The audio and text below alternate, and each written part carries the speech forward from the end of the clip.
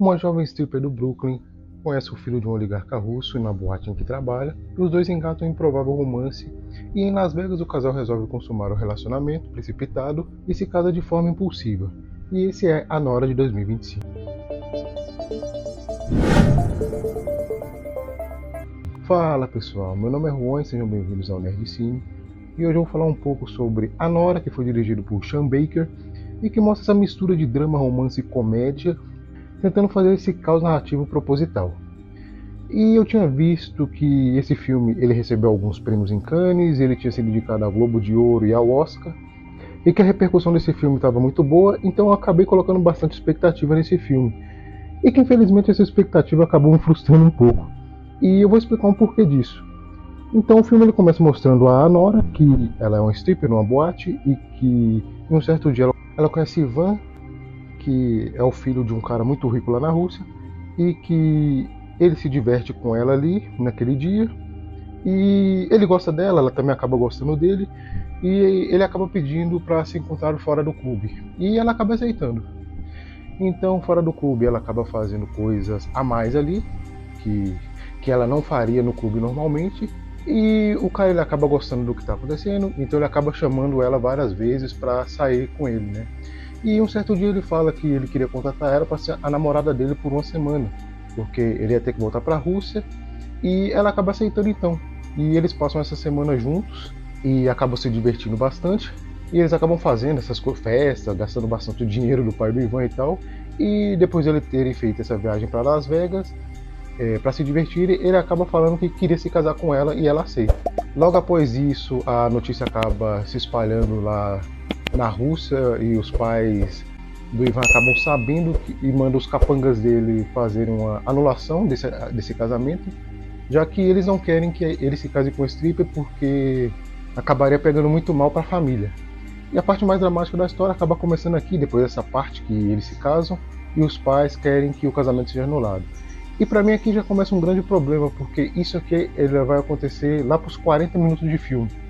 E até chegar aqui é simplesmente um grande looping de ele pedindo para ela encontrar ele e ele saindo para fazer algumas coisas e depois vão para os finalmente e vão se divertir fazendo alguma outra coisa depois, uma festa. E isso acaba se prolongando por 40 minutos. O que para mim acaba sendo meio maçante, porque é uma repetição de tudo que já aconteceu nos primeiros 10, 15 minutos, e que eu acho que não precisava de ter mais 20, 30 minutos disso acontecendo toda hora. E depois que os pais deles mandam os capangas irem tentar fazer essa anulação e acabar com esse casamento, o Ivan ele acaba fugindo porque ele é um moleque mimado e ele não quer arcar com as consequências. Então ele acaba fugindo da casa, deixando a Nora sozinha lá com os capangas. E lá eles fazem pressão psicológica nela para ela anular o casamento e que ele ia acabar voltando para a Rússia, então não adiantaria de nada. E daí aqui é mais um outro problema, porque para mim, de novo, as coisas demoram muito para acontecer. Eles fazem essa pressão psicológica e essa cena deles é muito boa. E isso para mim é uma das partes mais interessantes do filme. Só que depois disso eles vão vasculhar a cidade para tentar achar o Ivan e que, de novo, demora demais para acontecer. Demora 20, meia hora dele simplesmente passando pelos lugares na cidade tentando achar o Ivan. O que, de novo, não é tão relevante para o filme e não é tão interessante de você ficar vendo. Não precisava gastar todo esse tempo. Eles poderiam simplesmente fazer eles irem em alguns momentos ali, em alguns lugares, e que no final eles achariam o cara. Então, não precisava ter se prolongado tanto, na minha opinião. E daí tem toda a parte final, que os pais do Ivan vão para os Estados Unidos e eles querem fazer essa anulação, que eles acabam não conseguindo, porque o cara achou que eles tinham se casado em Nova York, só que eles se casaram em Las Vegas, então a anulação deveria acontecer em Las Vegas e não em Nova York. Então o advogado da família não conseguiu fazer o anulamento. E os pais do Ivan são extremamente arrogantes, e todo mundo sabia que, pelo menos você como espectador sabe que o Ivan é um cara extremamente mimado e muito medroso, e que não sabia fazer nada da vida além de gastar o dinheiro dos pais. E a Nora ela tinha a esperança de que o cara ele não se rendesse a isso e que ele mantivesse a ideia de manter o casamento, né? Só que desde o começo ele se mostrava ser um moleque mimado, então não tinha o porquê dela ficar brigando com os pais dele por causa disso. E aí ela acaba simplesmente deixando pra lá, sabendo que ela acabaria perdendo essa guerra de qualquer forma. E o filme, ele não tem grandes problemas técnicos, então a direção dele é muito bem feita, a fotografia também ela é muito boa, ela é muito bem pensada. E é tudo bem legal, tem vários planos legais aqui. A atuação da Mickey Madison é a melhor coisa desse filme, porque ela manda muito bem, ela consegue fazer essa parte dramática e essa parte também descontraída, ela é muito boa.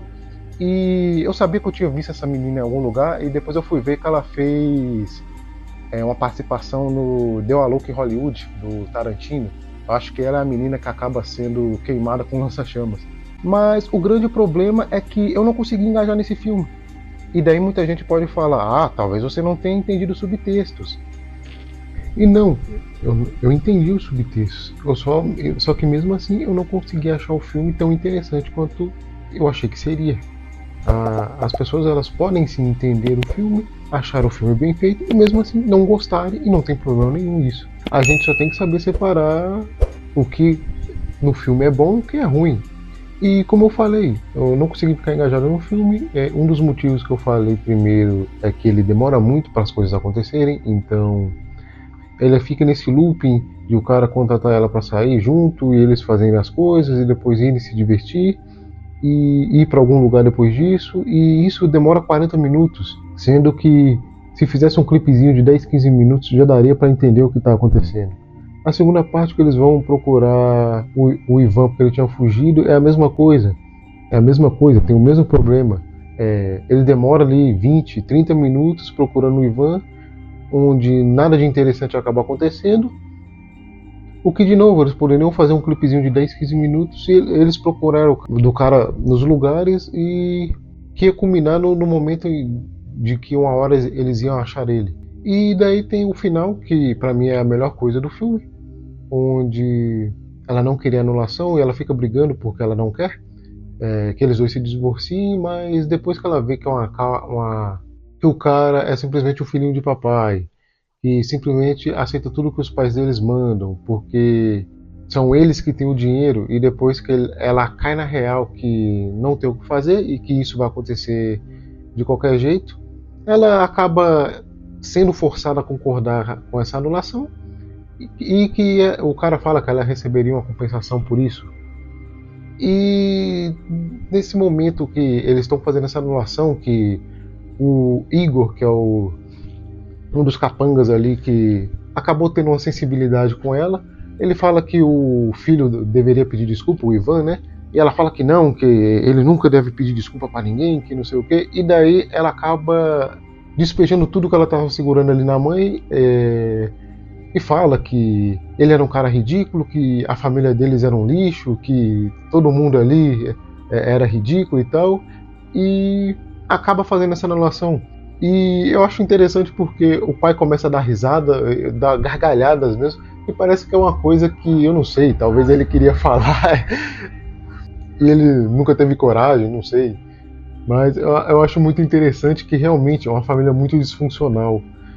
O que eu não gostei dessa parte final é que tem esse capango Igor, que ele sempre tá ali tentando ajudar a Nora, e quando eles vão para falar que o pai do Ivan queria anulação e o Ivan foge, ela acaba dando uma surtada, né? E com razão.